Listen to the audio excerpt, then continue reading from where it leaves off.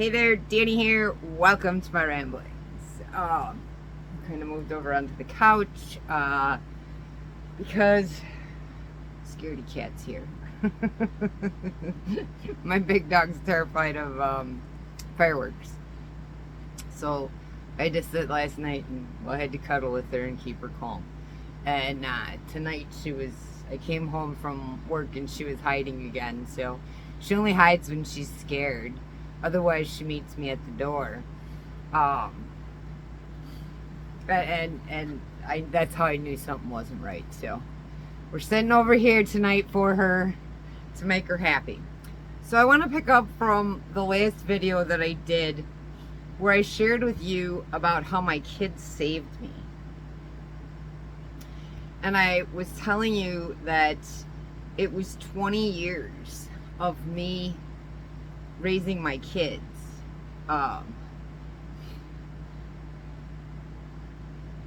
And that was 20 years of putting them before me. Now, I didn't believe in being friends with my children. Once they became adults, that was fine. I could be their friend then. But until they were adults, I couldn't be I had to be their parent. That was my job. That was what I was supposed to do. I was supposed to raise them. And putting them first, it didn't matter. My feelings were put on the back burner. I had to disappear from my life when I moved to Oklahoma. Like, none of my family or friends back in Wisconsin knew where I went. Nobody knew anything. There was one person that knew it, and I don't know if he told anybody else, but I don't really care because it doesn't matter anymore. But that was a hard spot to be in. But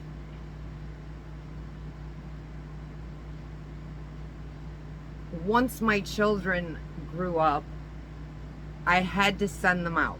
I had to make them go out there and live life. They had to experience the good and the bad and the ugly. Because you have to have it all in order to enjoy and understand what happiness is. You have to know sadness. You have to know the good and the bad, or you'll never have anything. You'll be stuck in life. And they had to go out and learn this stuff. It broke my heart. I didn't want to do it. That was probably one of the hardest things that I ever had to do in my life. But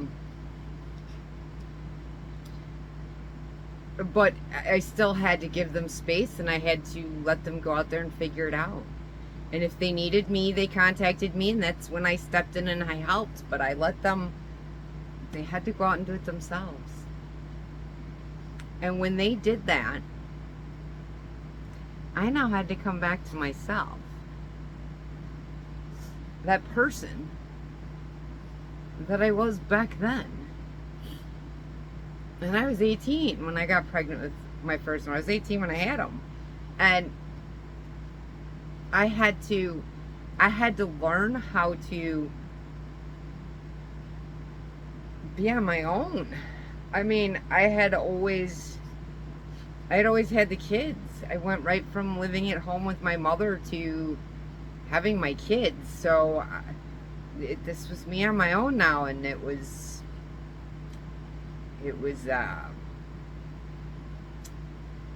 different. And I had to figure it out. And I was doing a good job. And why are you biting me? She needs belly rubs. Anyways. So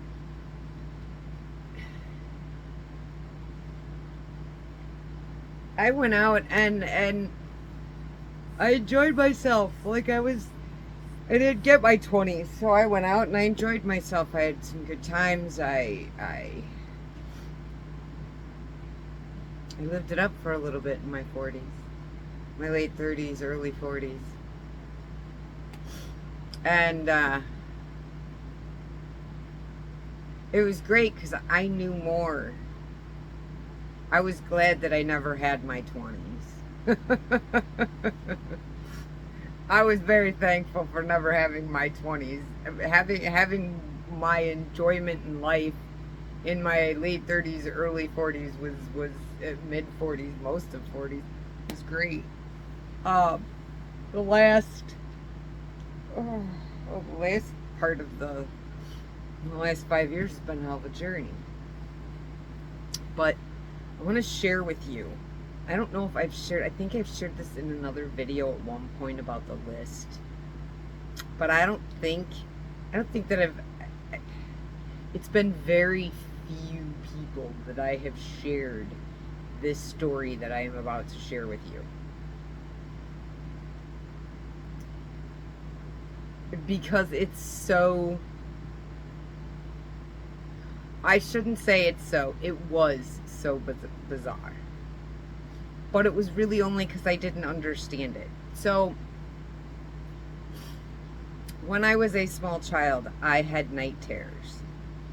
I don't remember all of the dreams.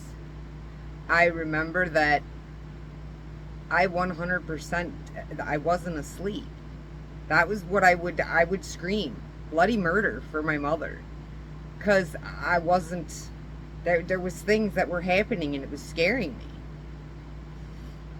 And she would come upstairs and she would get me and she'd calm me down. Majority of the time when I was really small, she let me come sleep in bed with her. She'd carry me down the stairs because I wouldn't even walk down the stairs.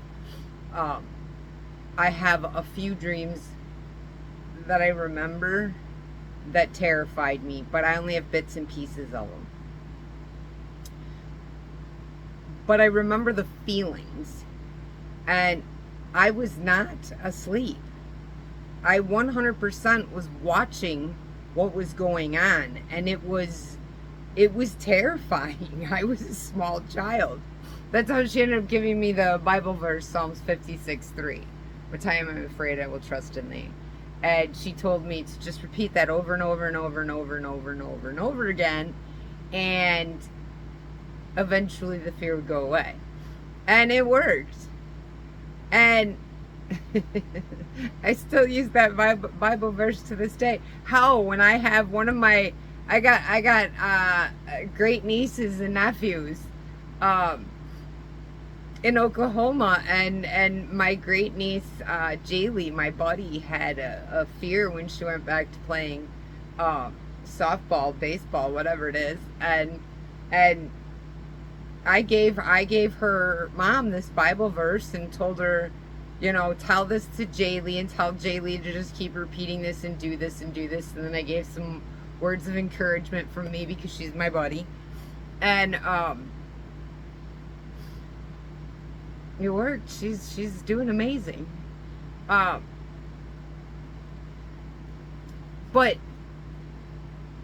there was a point when I was 12 and 13. And this dream happened. It only happened when I would lay on the couch downstairs in the living room. I don't remember it ever happening in my room. It was only downstairs on the couch. I think I was sleeping on the couch because it was hot outside. And my mom and my brother were sleeping on the mattress on the floor in the living room because there was no AC. We didn't have AC. We were too poor. When we did get an AC unit, yeah, that was very rarely used. So it was suffering through the heat with a fan in the window. And she couldn't leave a fan in the window because somebody might break in and kill us, so we had to sleep down by the fan in the window. Anyways, I would sleep on the couch. There were a couple of times where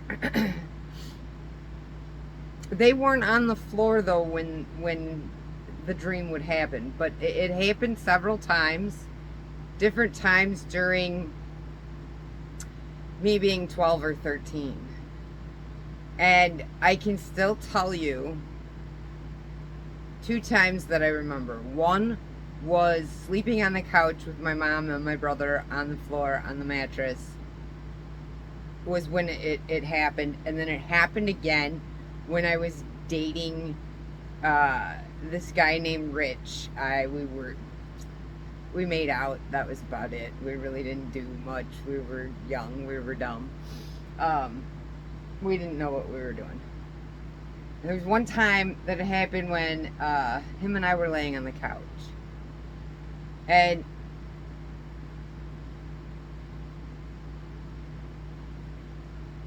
the dream is the weirdest thing. I don't even know if I'm going to do it justice.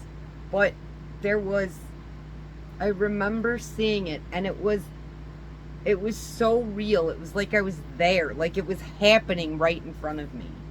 And it was myself in the center being surrounded by these black dogs. Now, I've seen the smaller black dogs, but in my dreams,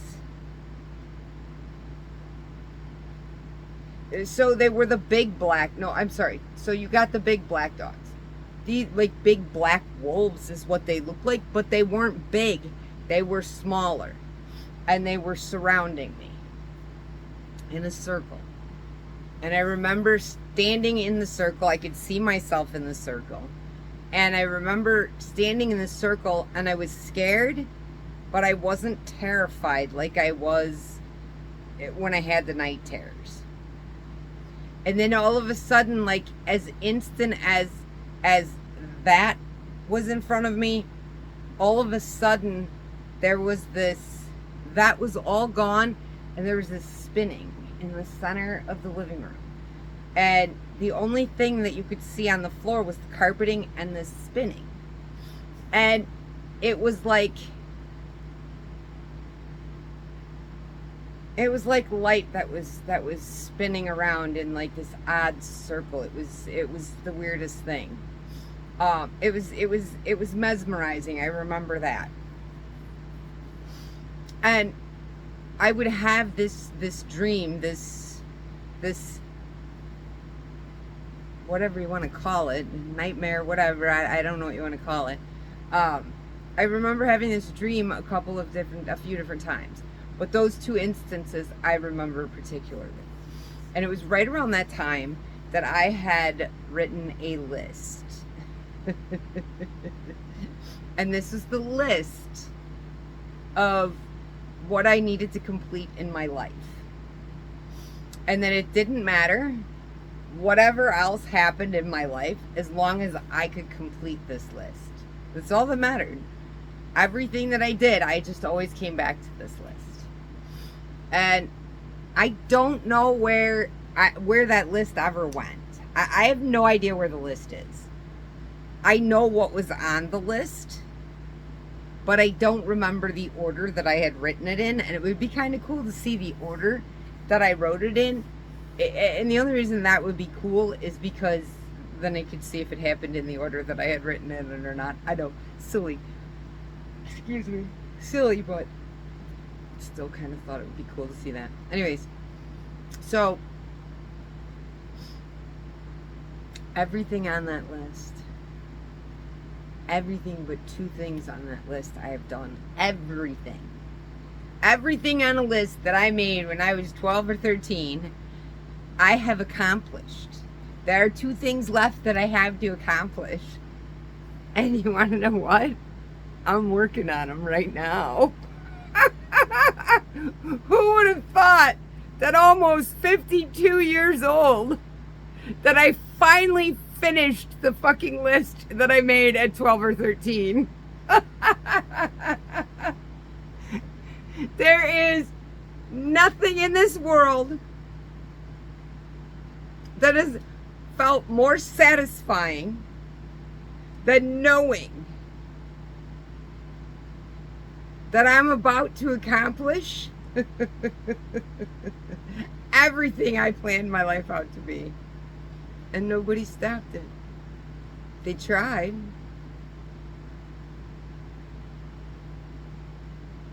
But I always came back to that list. So, this dream that I'm sharing with you would come back to my mind time and time again, different points in my adult life.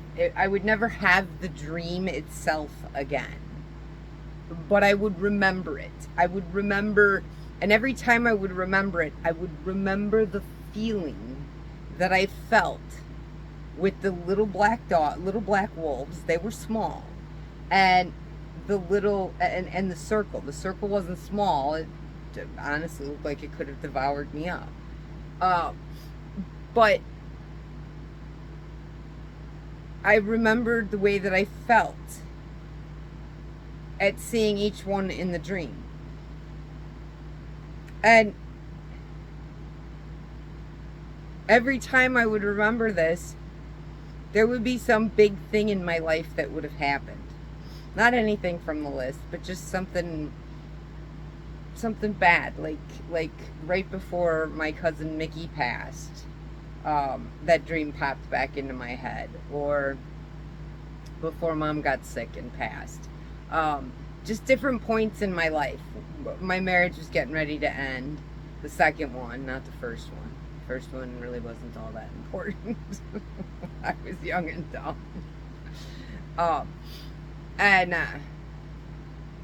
So I started to think about this dream. You want to know what that dream was?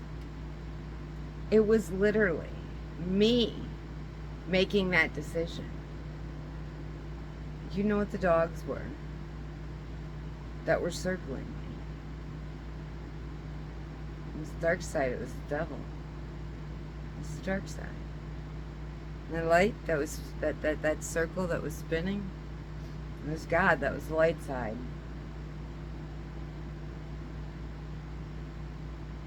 I had to make a choice.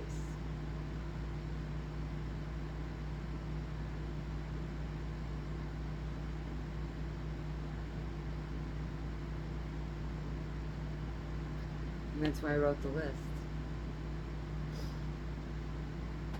Because I knew that I needed to have a list to keep myself focused. And every time I got off course a little bit, I needed him to smack me upside the head. See, I never viewed rejection. Rejection's painful. I will not deny that. Rejection is very, very painful. But I never viewed rejection, and this is why I was able to turn the other cheek and walk away from people. Love does not mean that I have to be treated like shit. And you shouldn't either. I can love somebody from afar, especially if they don't have my best interest at heart. If they're not on their walk with the man upstairs, we can't do this. And the truth is, that list was there, I believe, so I could stay focused. And I 100% believe that rejection is God's redirection. It is Him. If you are rejected, God is redirecting you to a different path. You're not supposed to be there. Why are you taking rejection so poorly? Look at it as the way it is. Hey, it's God smacking you upside the head and saying, going down the wrong path. Come on, turn back. What the hell's wrong with you? Rejection is God's redirection. It's your guidance. Stop being all mad and butthurt about it and holding on to it forever. It's the man upstairs redirecting you to where you need to go. I made this list when I knew what those two circles were. The circles with the little black dogs, and then the circle that was spinning, the spinning circle. I knew what they were. And I knew I was making a decision. I was choosing to walk with God or not.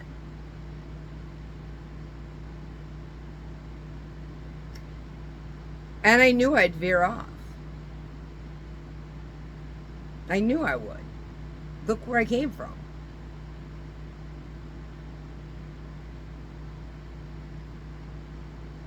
So I made a list.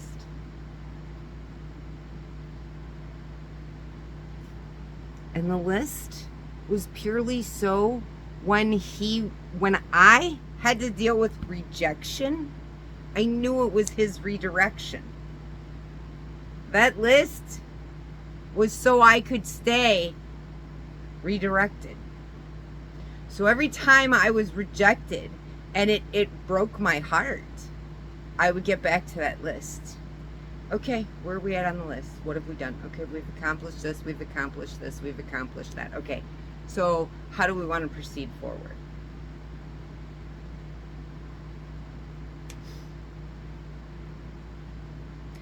And I may have stayed longer in some relationships than most people thought I should have. But I'm going to tell you something that nobody really knows this about me, is that the people that I loved, I didn't love them because they loved me. I knew they did not love me. You can't give something you don't have. Can you give money away if you don't have any? Well, you can't give love away if you don't have any either. So these shitty ass relationships that I've been through, I knew what I was doing once I got my foot in the door. Once I was involved in that relationship, I knew what I was doing. I knew I was taking the blows to my self-esteem, to my ego. I knew what I was doing. But I also knew that you only lead by example, not by what you say, but by what you do. How can I tell somebody what love is if I can't even show them? Because you lead by example. I didn't stick around because I enjoyed getting hurt. I didn't stick around because they deserved my love. I stuck around because I saw people who I don't know if they had ever felt love. Ever in their life. I don't think they ever felt it in their life. And I stuck around too long in some of those relationships. I did it until it was too much on my soul. And when it became too much on my soul, I had to walk. And there were two. There were two that he had to smack me upside the head to get me to leave, to redirect me.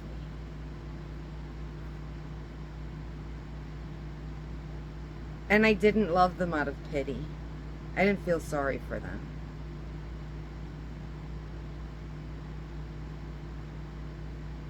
But I firmly believe that you lead by example. You lead by example. How can I explain to them and show them what love is if I'm not being that example? Unconditional is unconditional. I knew every time they lied to me. I could see it. They couldn't hide behind their mask. I could see it in their eyes. They every one of them had tells. They were bad liars, especially to me. And I would warn them. All right. You do understand that if you keep this type of shit up, I'm gonna go away and you're gonna lose me forever, and I won't be back. And I would warn them.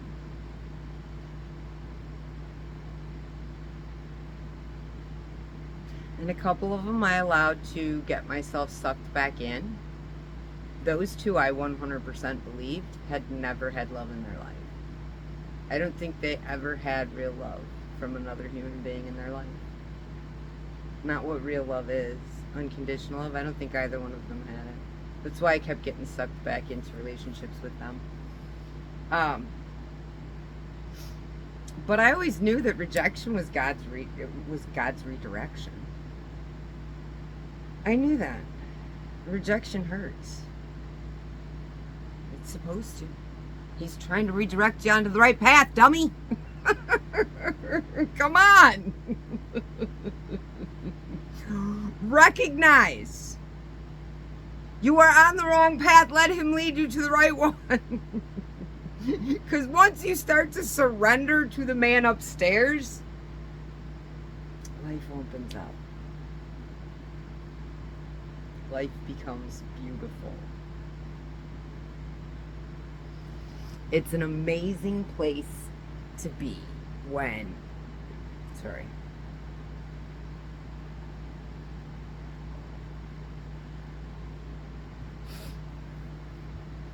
you surrender everything to him. It's a beautiful place to be. And I just want to drag you all over here. I want everybody to feel this. Surrender to the man upstairs is not an easy path. But it's well worth it coming through it. So if you haven't started your walk with the man upstairs, feel free to reach out. I hope my story and everything that I've shared with you, I hope it touches some of your lives. If you never reach out for help, that's okay. You can go to him. Oh, and the other thing that I want to share with you, real quick. I know I'm probably going on a lot here, but it is my ramblings. So, here's the thing. Now I forgot what I was going to say. I got too excited there for a minute. It's late. I'm rambling. I know.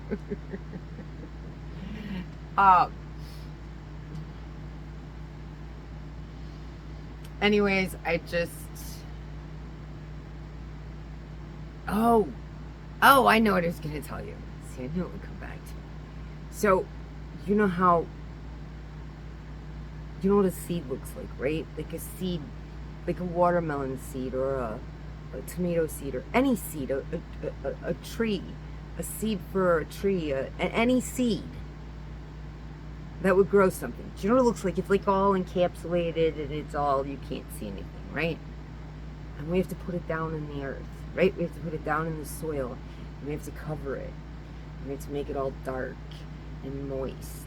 And yeah, I said the word. I don't know why people don't like that word. I don't understand that, but oh well. Anyway, you have to keep the soil damp.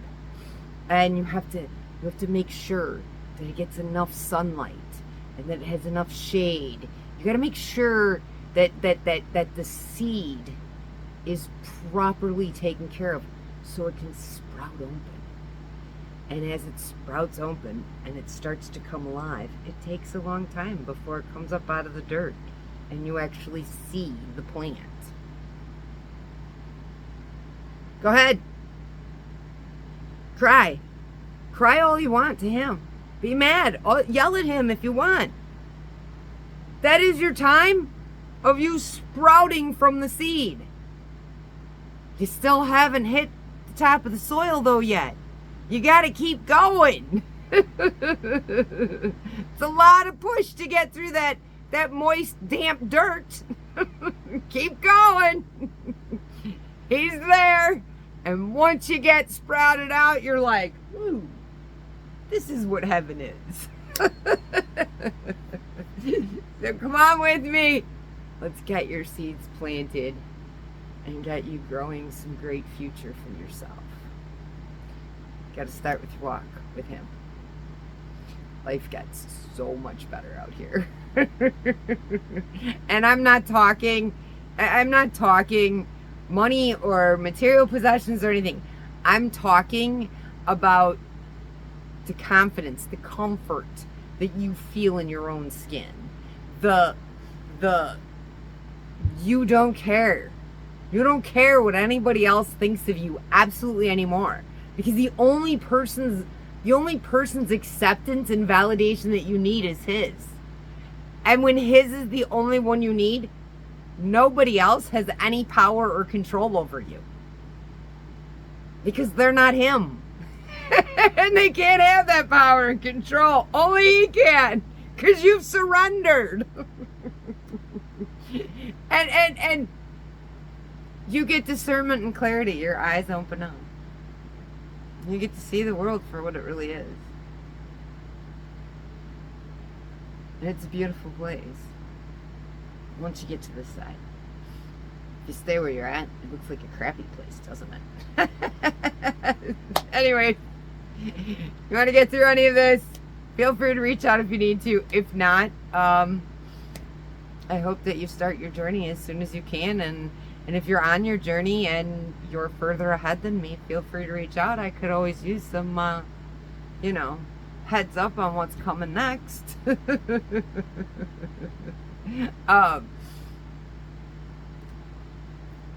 And if you just started your journey and you need some assistance, feel free to reach out. We got to stick together as we're on this journey to be with the man upstairs. We have to come together. We have to come together. We have to help support each other.